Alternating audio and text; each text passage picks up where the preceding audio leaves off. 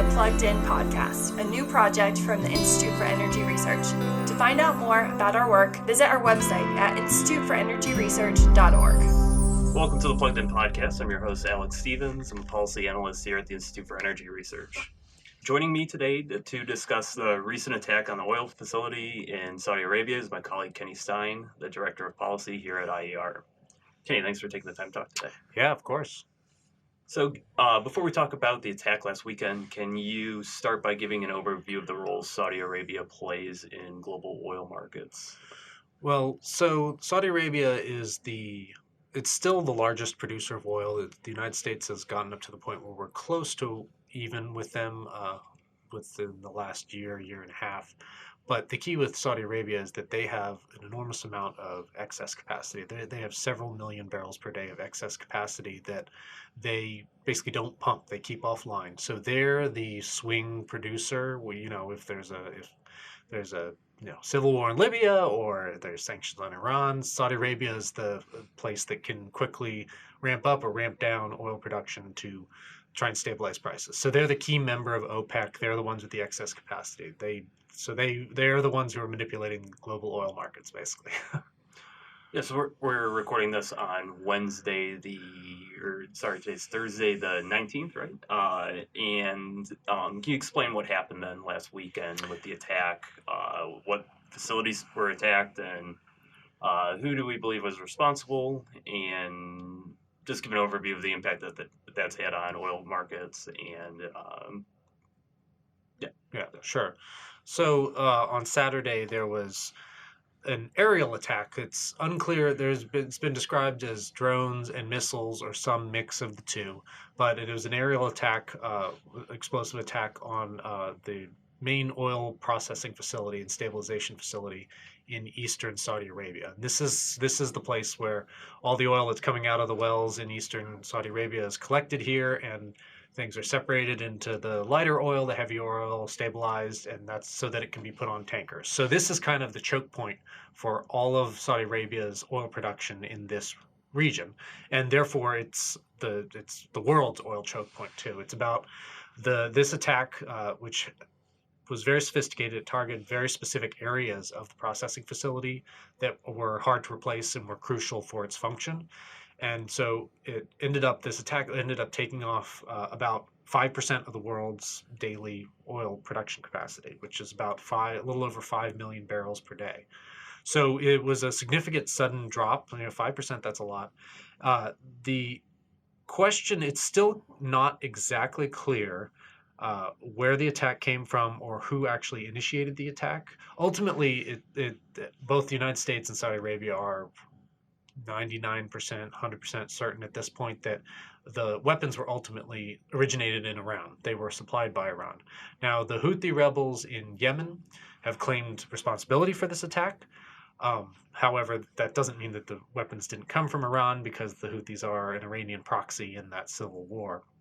However, the thing is, this particular attack is extremely sophisticated, and it's much more long distance than anything the Houthis have ever done before. They have been launching strikes across the border into Saudi Arabia for years now. That's part of why Saudi Arabia invaded and got involved in the civil war in the first place. But their drone ability, it's been a few drones at a time and a few hundred miles into Saudi Arabia. This facility is about 500 miles, more than 500 miles from Yemen, and there were approximately 17 different impact points that were all almost simultaneous. So this is extremely sophisticated, far beyond anything the Houthis have ever been able to do. And then there's also the interesting fact that the impact points from what looked like missiles all came from the north or northwest, which is obviously the direction of Iran or Iraq, not Yemen. So again, it's not completely clear that the attacks were launched from Iran, but it's pretty obvious that Iran is behind it, and presumably it is in retaliation for what the Trump administration has been doing, cracking down on turning the screws on sanctions. This is sort of Iran's next ratchet up. They started seizing tankers in the Persian Gulf. They've been harassing U.S. Navy ships, and now they or their proxies have launched a direct strike on the major oil processing facility in the world. Yes, you said that this event, it knocked about 5% of the supply offline. And terms of historical comparisons, how does that compare to past oil supply shocks? Well, it's the largest, I believe it's the largest total number of barrels to go off. Now, obviously, as a percentage, it's smaller than some of the earlier, like the oil embargo and the first Gulf War of Iraq and Kuwait. So the percentage wise is relatively lower, but as a total amount, it's the largest. This is the largest sudden disruption. And the other thing is this wasn't something that was, a slow ramp down. This was a sudden shut off the pipes. It's not like in Libya where the rebels are advancing and they slowly turn off the pipes one by one type thing. Yeah, the response has been interesting because I guess in those past instances, the response to supply shocks like this have been pretty interesting, where we've seen things from like price controls to like drastically higher prices lead the price controls. Right. In this case, it seems like oil or global markets have been able to handle the supply shock like pretty well. Right. That's actually what I think is the most interesting part of this whole event, is that it was a sudden huge cutoff, but you saw oil prices jump about $10 to $15 a barrel, but that's not really that much for this volume of supply being taken off it. Not to mention the instability this presages, like the potential for an actual conventional war between Iran and Saudi Arabia, like a serious escalation. The oil markets just really haven't reacted that drastically, and part of it has been that Saudi Arabia has been very aggressive in assuring markets that, we're going to be able to get this back online really quickly. Now, we'll see how true that is, but still, the change, the oil market change has been very, very limited to a surprising degree. Yeah, and what role, I guess, has the shifts in the oil market to more domestic production in the U.S. here? What impact has that had on the global markets being able to handle this, do you think? Right. Well, it's certainly, I think the biggest impact that the U.S. domestic production is the impact that this has had on the United States itself, which is virtually nil. I mean, if you think about 10 or 15 years ago, if this sudden cutoff had happened when we were importing a third of 40%, 33%, 40% of the oil we were using, this sudden kind of shock, you would have seen the Dow Jones would have been plunging. There would have been panicking about a recession. People would have been rushing to the gas station to fill up. There would have been a panic. And when this event, we're now a week into it, and people have barely even noticed. The United States has basically shrugged and continued to move on. And that truly is because we have more than doubled our oil production in the last 10 years domestically. And that has changed the way we approach the international oil markets. It has provided the diversity of supply in the oil markets. And it's not just the United States. There's been new production areas in places like Brazil. There's new discoveries in Africa and South America. So the global reliance on the Middle East for oil has declined. Obviously, there's still that baseline reliance, but there's a lot more diversity of supply, and that primary source of that diversity is the United States. Yeah, and oil supply shocks always tend to reignite discussions about the Strategic Petroleum Reserve. Can you talk about what that is for our listeners, and then just how much oil does it hold, and what are sort of the arguments for and against the SPR? Right. So the Strategic Petroleum Reserve it's essentially a bunch of spent salt caverns and some spent oil wells along the Gulf Coast in Texas and Louisiana, where oil has been bought up by the federal government and then injected into the ground to sit there as a reserve in case of a major war in the Middle East, or cutoff of supplies, or another Arab oil embargo like in the 70s, with the idea being that we could then, even if we had no oil coming in, we could use this reserve to keep the economy pumping, over the course of however long the conflict lasts. The SPR right now has a little over 600 million barrels in it, and I believe the claimed production capacity of this, which is the ability to pull it out of the ground and actually put it to use, is about 4 million barrels per day, supposedly. The thing is the SPR is old, and it's questionable whether it's been maintained. The quality of the oil, may have gotten a little degraded, sitting down in the ground all this time.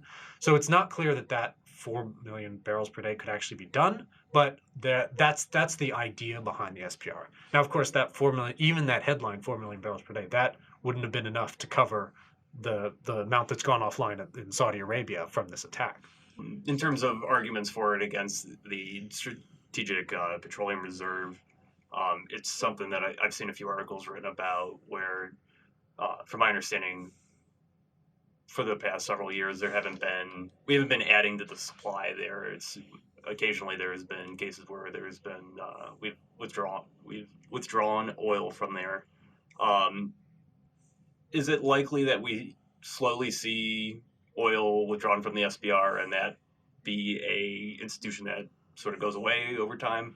Or what are your thoughts on the future of it? Right. Well, and that is the problem, is that the SPR over the last few decades has sort of been used as a bit of a piggy bank. Like if Congress needs someplace to cover a little spending that they want to do, they sell some oil out of the SPR, which, I mean, that's silly to do. But the real problem is that we later spend money to buy up some more oil to put back in the ground. So if we sell when the prices are low and then we're spending more money when the prices are higher to refill it, it doesn't make sense. Sure. as a conservation of taxpayer money.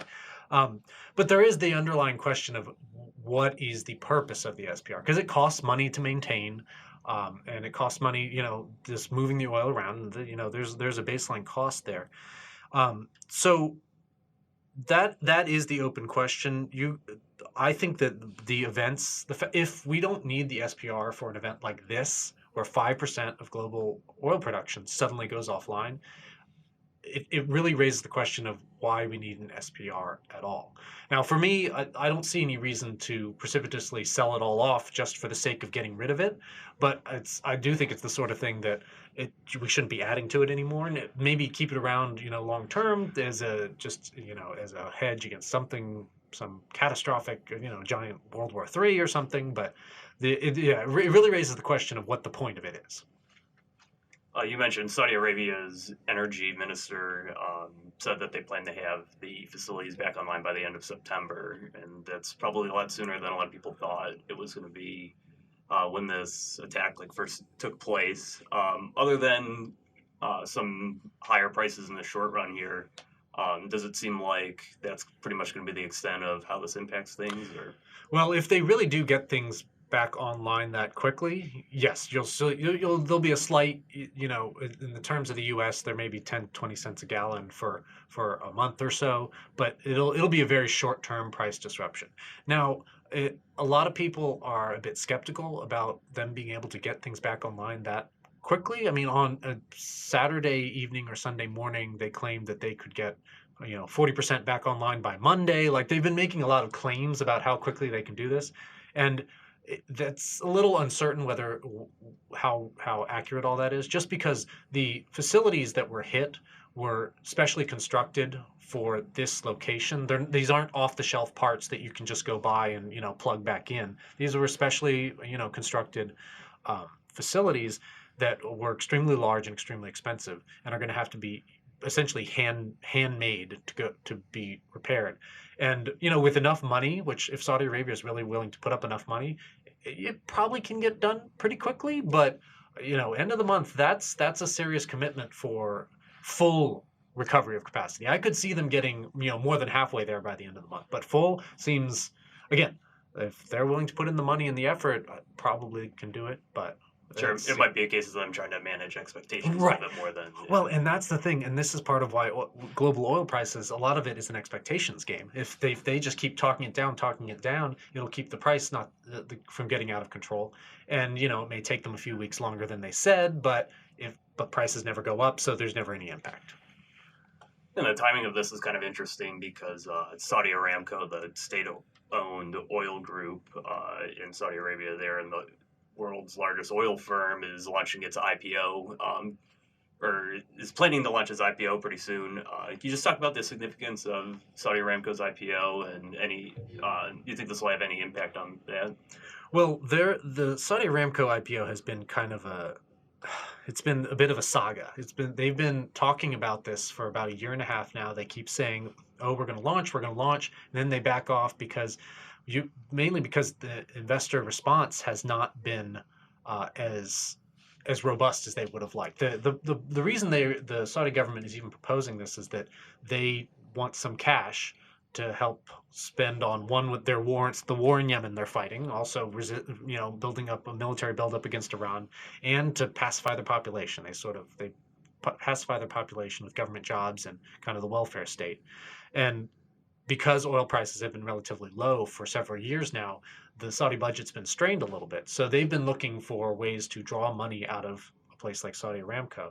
The problem is that every time they've gotten close to an IPO, it's not clear that they could raise as much money as they want to, and two is, where do you list it? There's a lot of transparency requirements in most major stock exchanges, and since Saudi Aramco is a government-owned company and it's of a government that's wholly owned by a single family, it's their slush fund. So there's some question about whether the transparency requirements and the bookkeeping requirements of some of these stock exchanges could be met.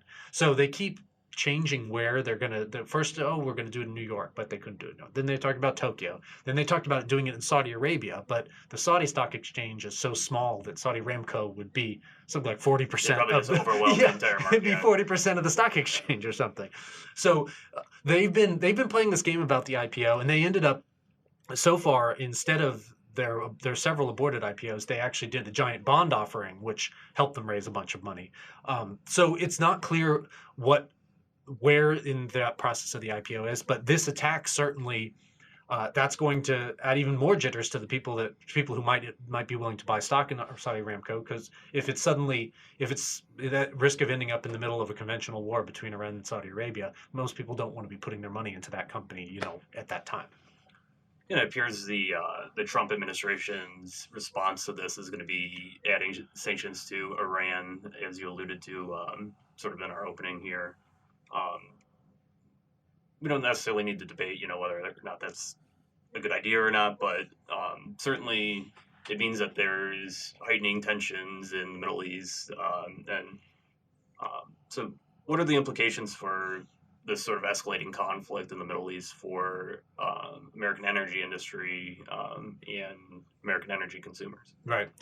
So for the United States, this is another way that, as we were talking about earlier about U.S. domestic production growing so much, it is remarkable how limited our need to be involved in this conflict is, and that's because we are producing so much more on our own that the oil production in the Middle East still matters for us for price purposes. Like, that affects, oil prices are set internationally. They're not, so gas prices at the pump go up or down based on the international oil price. So we don't want the oil price to be out of control, but we're not at risk of not having access to oil should Saudi Arabia and Iran go to a full-scale conventional war.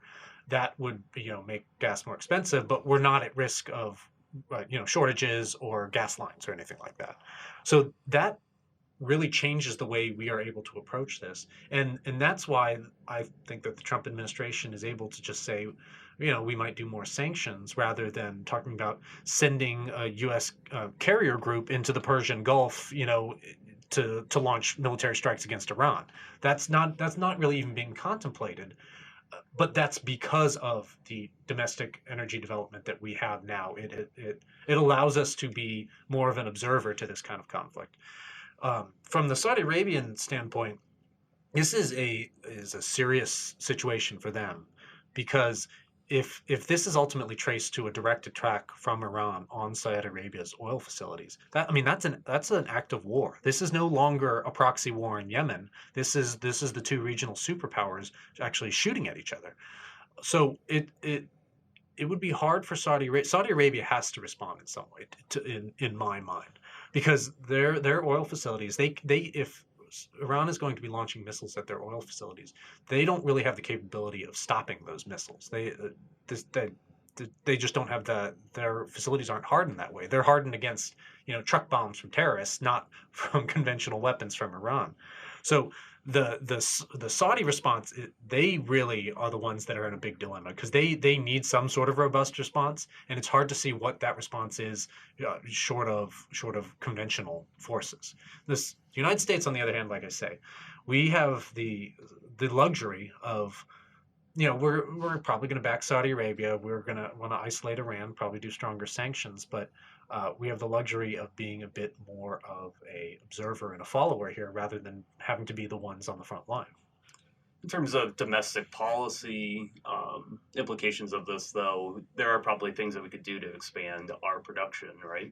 Right. Well, and this is a perfect example of why the increasing domestic production is so important. It's why things like Anwar, there's no reason that Anwar shouldn't have been producing oil for decades now, but it's only now starting the leasing process for these known reserves that are there. We have oil and particularly gas that is sitting for want of a market in the United States because we don't have pipelines to ship it to customers. The pipelines are either in the process of being built or they're being stopped from construction by resistance from, radical environmentalists or state governments that are opposed to energy production. And this sort of event only emphasizes how important it is for the United States to produce more locally and to have a more developed interconnected market with our pipelines, with our production facilities, being able to ship oil and gas between U.S. ports, for goodness sake. This sort of event is why all those things are so important. All these things that we talk about day in, day out about this, we need to do this because it's important for our security.